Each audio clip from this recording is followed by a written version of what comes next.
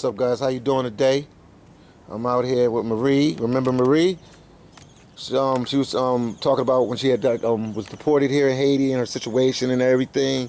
And we got a lot of feedback, and a lot of people wanted to know why were you deported. I'm gonna ask you a couple questions. You don't have to speak long on it because that's in the past. You're a better person now. We moved on. But why were you deported? I was deported for aggravated robbery. A friend and I called ourselves trying to hit a lick. Okay. We were young, y'all. We didn't even live a life of crime where this is my first time. Even for the people that know me, my first time ever robbing somebody, period, or even entertaining that. Or even in trouble like that. You didn't really have trouble like you not that. even had a criminal record before that. Okay, so here I go with my friend robbing somebody, and then less than 5 minutes later, the police is behind us. Well, of course, we decide, we were too tough then. We weren't going to stop for the police. Okay. And call ourselves going on a high-speed chase. Mm-hmm. And, of course, police caught us, And, went to court and everything. Y'all, I fought, and I ended up getting 15 years. Mm-hmm. When I got the 15 years, Texas prison, that's considered aggravated. So anything ag that go in, you gonna do 50% of that time before you even eligible to see parole. So I had to do 7.5 years to see parole, and they denied me. I made my 5th parole. So I ended up doing 13 years on my 15-year sentence. And that was like your first time really even being in trouble with the law. First time in prison. You hear that? The first time ever. So, and you were young then. I went in when I was 22, and I came out 4 months before my 36th birthday.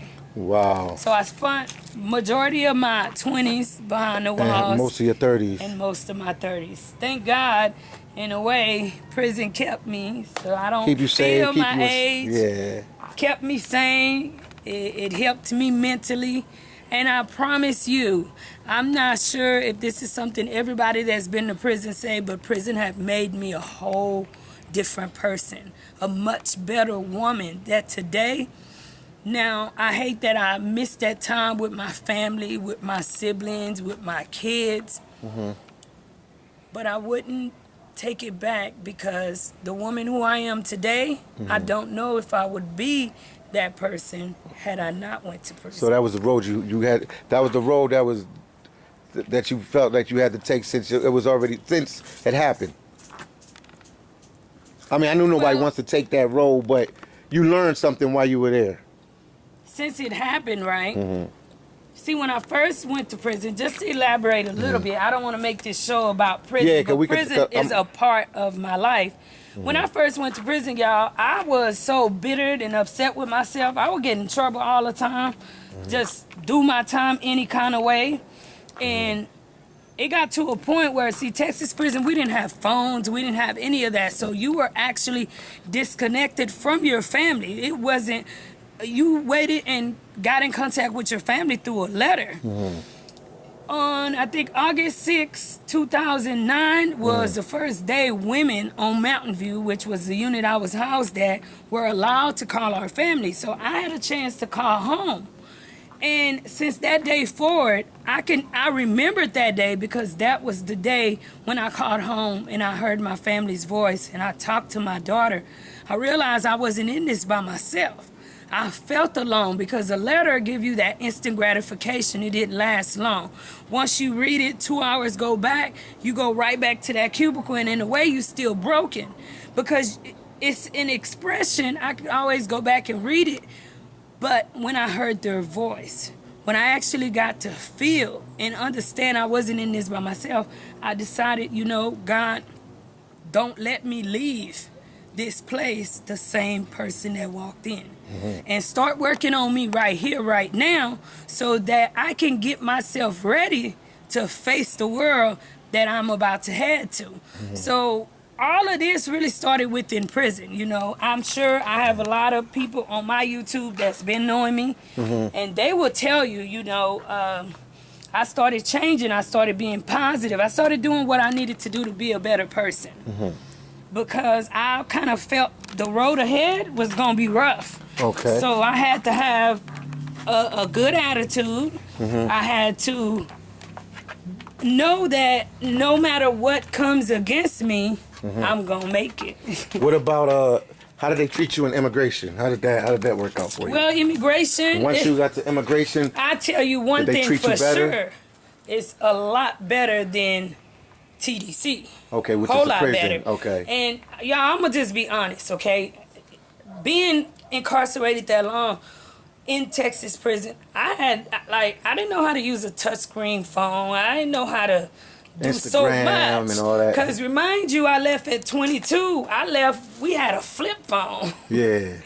And there's no access. The phones they brought in, Securus, that's a blue phone. That was a pay phone. I was familiar with that. Yet when I went to immigration, things was different. They had a kiosk. They had tablets. So it was weird because people were looking at me crazy because when I would go up to this, I'm like, hey, can you show me how to turn this on? Can you show me how to do this? Can you? And people are looking at me like, what planet did she come from? What planet did you come off? And then you told them your situation. I'm going to tell y'all, my station, okay, someone asked me,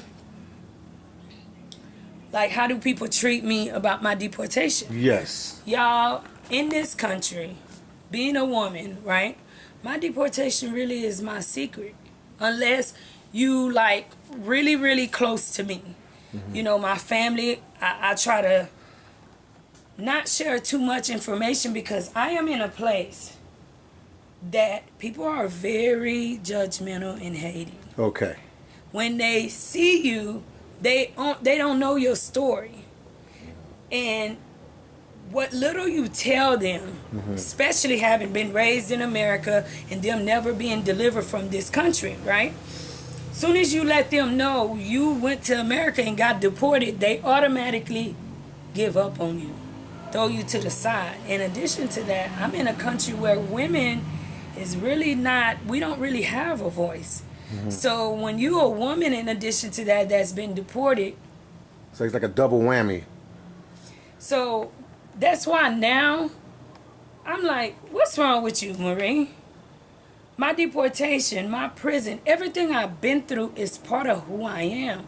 Why am I walking around caring what other people think of me so much that I have to live in secret? Like, if you want a friend, say, you got one. If you want whatever, you know, type of friendship, get to know me and let me get to know you and not worry about my mistakes or try and judge me, you know?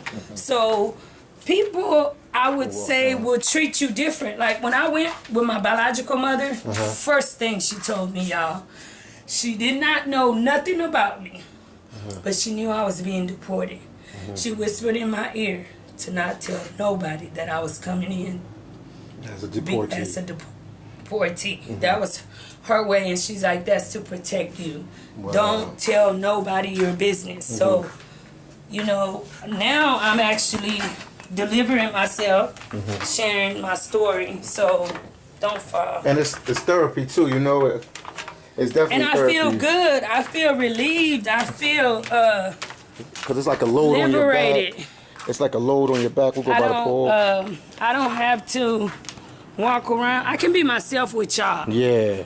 Even when I'm in a room full of people and I'm uncomfortable or I can't say my truth, I can get on my life in Haiti and I could just be myself. Okay. I could be me. If I'm sad, I'll share that.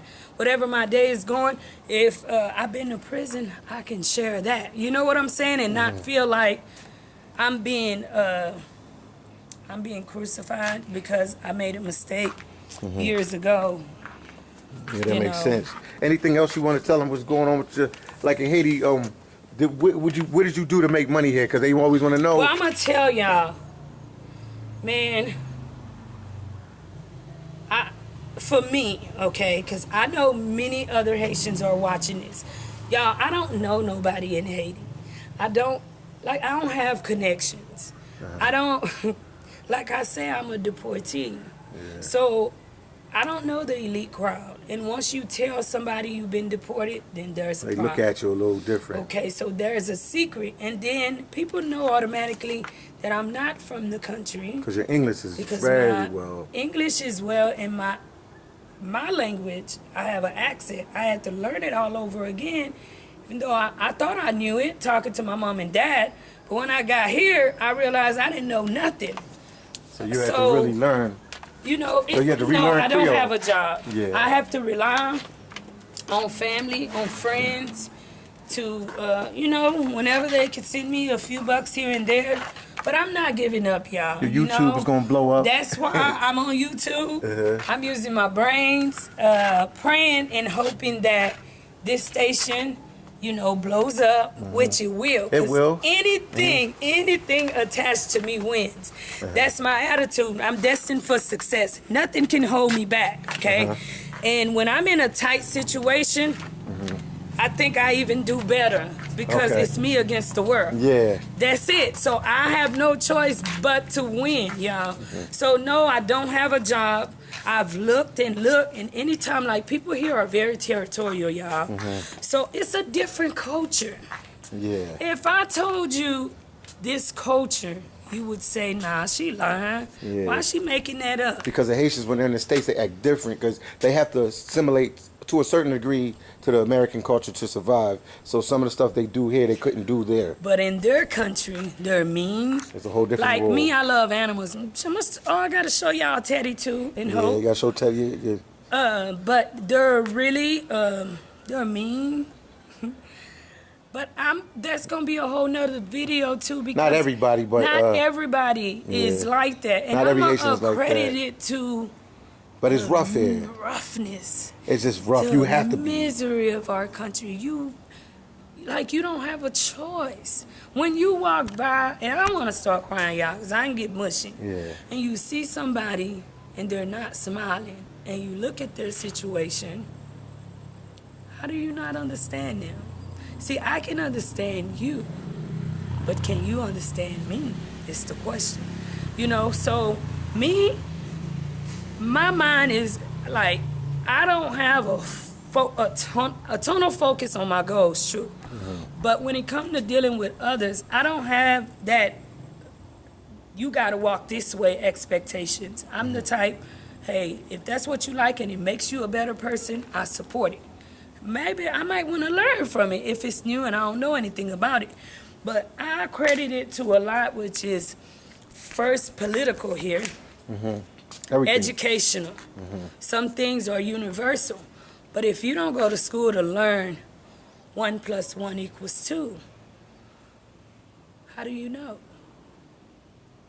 No matter what language you speak, some things is universal. They didn't have that opportunity. So who am I to judge? You know, I don't judge nobody. And whenever I can help, that's the first thing I do. Even though I don't have nothing, I'm always willing to help with whatever little I do have. Like, I want to help kids go to school. I want to make a difference. I want to leave a legacy. I know God got me in Haiti for a reason, so why not use it? Why not use it? Because a lot of people here, they can't speak English. They can't get to you, the audience. I can. And maybe I can get somebody that's going to that say, you know what, I got an organization. Let me see what that girl can do when the country open up. Let's go out to Haiti and see what we can do. And that's what I want to do, is help the future generation. Like, I see little kids and they're sad, and I tell them, hey, you Haiti's future president. Jovenel, I'm not political, will be dead one day. Or leave office or whatever. Yeah. Leave office. It could possibly be you in his seat. And don't you give that up. Don't you ever think, because where you at, that you can't, the sky is the limit. I don't care if you're in Haiti. You just got to keep pushing, keep pushing, keep pushing. Pushing. I hear you. Anything else you want to say to them today? Like, share, subscribe. Life in Haiti, y'all. Support me. Like, share, subscribe. Life in Haiti. Life in Haiti. She came out with her second video. So right now when she do her videos, I'm going to put it on my channel, Philly Dom. She's going to put it on her channel, but our purpose is to grow. And then when she gets to a certain point, it just be her videos. Have a good day today. Peace out. Peace out. From what is this? Well, Pale And Yes. this is gonna be a whole nother video too. But yeah. y'all, I'm like far from home, okay? Because home, even though I live in a decent area in Haiti, you have no internet connection. Yeah. Like or not none. good internet connection. I mean, little to none, okay? So you literally, that's one of the disparities too. I feel like, are they trying to quiet our people? Like, take us off the map, because why we can't have access to electricity, basic life necessities such as water? Why are little kids walking miles With with a buckets. bucket? Of water, and they got to do it repeatedly, not one Because time. the house has got about 15, 20 people. Come on, man. World, we need a change, and I do believe one by one, we can make a change. We can make a change. That's true. Peace out.